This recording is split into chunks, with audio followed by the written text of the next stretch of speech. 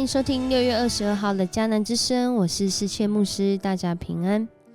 我们今天要一起来分享的是哥林多前书6章1到11节。哥林多前书6章1到11节。在我要分享这个内容的时候，我也要来说一个小故事。有一次呢，到一个大卖场，有一台车，它在那个地方停车场找位置，绕了2圈，好不容易看到斜对角有一个停车位。正当他开过去的时候，快要到的时候，有一台对向来又急又快的车立刻卡住了那个位置，让他没有办法停进去。甚至对方停进去的时候呢，似乎也没有看见他。这个人非常的生气就下了车要跟这个对方理论那对方也不甘示弱，他下了车要来跟这个人辩论。就在这个彼此对立的过程中这冲突的过程中旁边经过了一个小孩，一个国小生。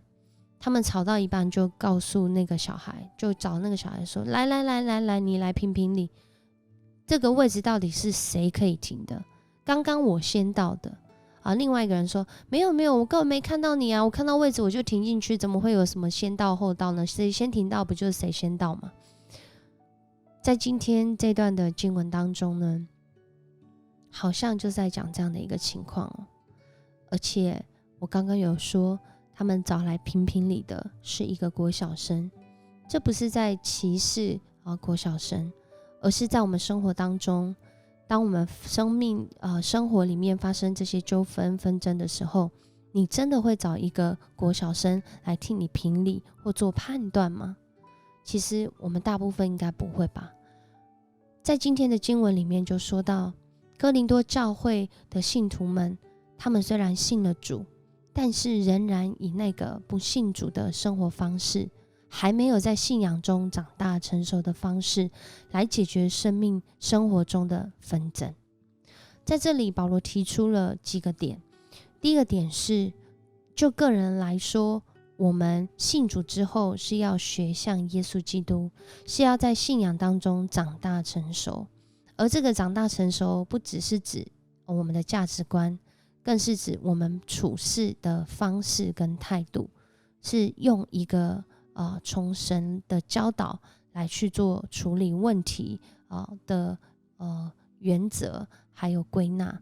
而不是用世俗的方式来处理问题。而就群体来说呢，当群体当中有人有纷争的时候，其实教会就指的是每一个人，指的是这个教会的信仰群体，是有责任要一起来处理这个教会的纷争不过我们知道，就实践上来说，其实在现在很多的人仍然是寻求世俗方式来解决信仰的问题。我们需要求神来帮助我们，因为这是令人忧愁的事。令人忧愁的事是我们的生命没有长大成熟。令人忧愁的事是我们没有看见，其实一个信主的人，他在主的里面已经更新了，不再用过去的方式，不再用过去的方法甚至在群体当中，他们也不再用过去的价值观来做判断，而是用从上帝来的教导，寻求上帝的心意，寻求上帝的方法来去做处理在这里讲一个例子在保罗那个年代里面呢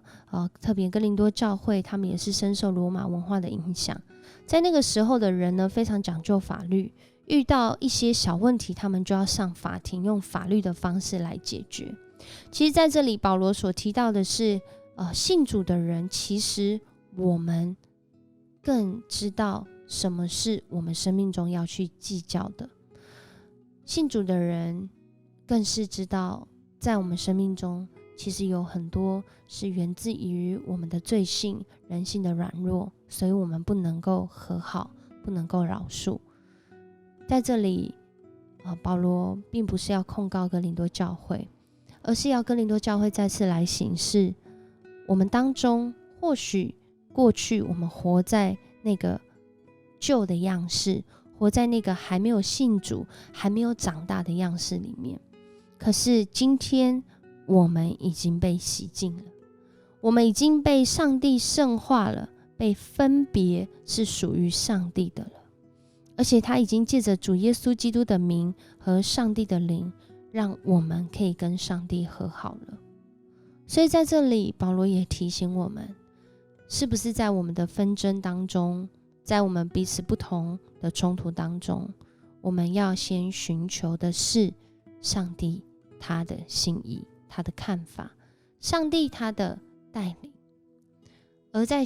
教会的群体里面呢，面对到这样的纠纷的时候，或者是不同想法、不同立场的冲突的时候，我们更多的是要寻求在主里面的和睦。这里面的和睦，就如同耶稣基督所讲的，就是要彼此相爱，爱人如己。而爱人如己呢，更重要的是要有爱上帝的心，是尽心、尽意、尽力来爱主，来爱这位赏赐我们生命、掌管我们生命的主。求主帮助我们，在这个世代有许多令人忧愁的事，不过我们有一个福音，是我们可以寻求这位带领我们有盼望的上帝。我们一起来祷告。爱我们的上帝，谢谢你差派你的独生爱子耶稣基督为我们死在十字架上。主啊，你流出的宝血，主啊，真的是将那个隔阂的墙给打破了。你流出的宝血遮盖我们的生命，使我们在真理当中来成长茁壮。主，我们要再次的向你来求你帮助我们，在我们生命当中、生活当中、教会当中，那令人忧愁的事，我们要来寻求你。主啊，我们与世人不同的是，主啊，你亲自成为判断我们的，你亲自成为我们的中保。主啊，你在我们跟任何人事物的关系当中，你是我们的准神。主，我们要寻求你，我们便知道如何来处理我们眼前、我们眼下令人忧愁的事。主啊，我们要将我们的忧愁交给你，因为主你说应当一无挂虑，凡事借着祷告、祈求和感谢来到你的面前。主啊，你要将那个从你来的平安赏赐给我们。主啊，谢谢你帮助我们，也带领我们，在我们看见这些纷争的时候，有从你来的智慧能力，更多是有从你来的爱和忍耐，叫我们知道当行的路。谢谢你，我们这样祷告，奉主耶稣的名求，阿们。如果你喜欢我们的频道，邀请你为我们5星按赞。那我们明天见咯，我是思谦牧师。